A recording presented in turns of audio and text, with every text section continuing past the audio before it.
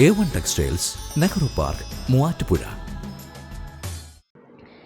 വന്യജീവി ആക്രമണത്തിനെതിരെ കോതമംഗലം പൗരസമിതിയുടെ നേതൃത്വത്തിൽ ഡൽഹിയിൽ പ്രതിഷേധ സമരം സംഘടിപ്പിച്ചു. പൗരസമിതി പ്രസിഡന്റ് ഷാജി പിച്ചക്കരയുടെ നേതൃത്വത്തിലാണ് വിവിധ ആവശ്യങ്ങൾ ഉന്നയിച്ച് പ്രതിഷേധം നടത്തിയത്. കേരളത്തിൽ അടിക്കടി ഉണ്ടാകുന്ന വന്യജീവി ആക്രമണത്തിൽ പ്രതിഷേധിച്ചാണ് കോതമംഗലം പൗരസമിതി നേതാക്കൾ ഡൽഹിയിലെ ജന്തർ മന്ദറിൽ പ്രതിഷേധ സമരം നടത്തിയത്. വന്യജീവി ആക്രമണങ്ങൾ തടയാൻ കേന്ദ്രം അടിയന്തരമായി ഇടപെടണമെന്ന് പൗരസമിതി president Shaji Pichakkara, vice president Jiji Pulikkan എന്നിവർ ആവശ്യപ്പെട്ടു. കേരളത്തിലെ അനുദിനം ഓരോ ദിവസവും നിരവധി മരണങ്ങൾ വന്യമൃഗശല്യത്തിൻ്റെ ഫലമായിട്ടുണ്ടായിക്കൊണ്ടിരിക്കുകയാണ്.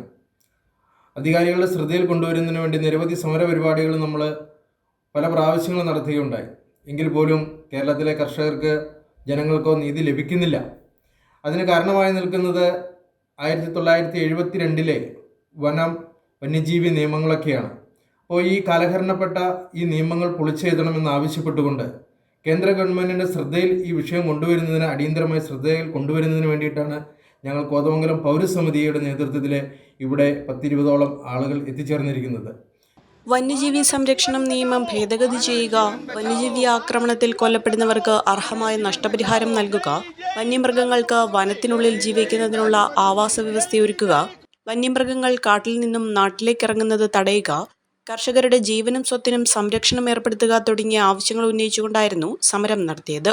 കോതമംഗലം മേഖലയിൽ അടുത്തിടെ ഉണ്ടായ വന്യജീവി ആക്രമണ മരണങ്ങളാണ് ഇത്തരമൊരു സമരത്തിന് പ്രേരണയായതെന്ന് പൗരസമിതി ഭാരവാഹികൾ പറഞ്ഞു.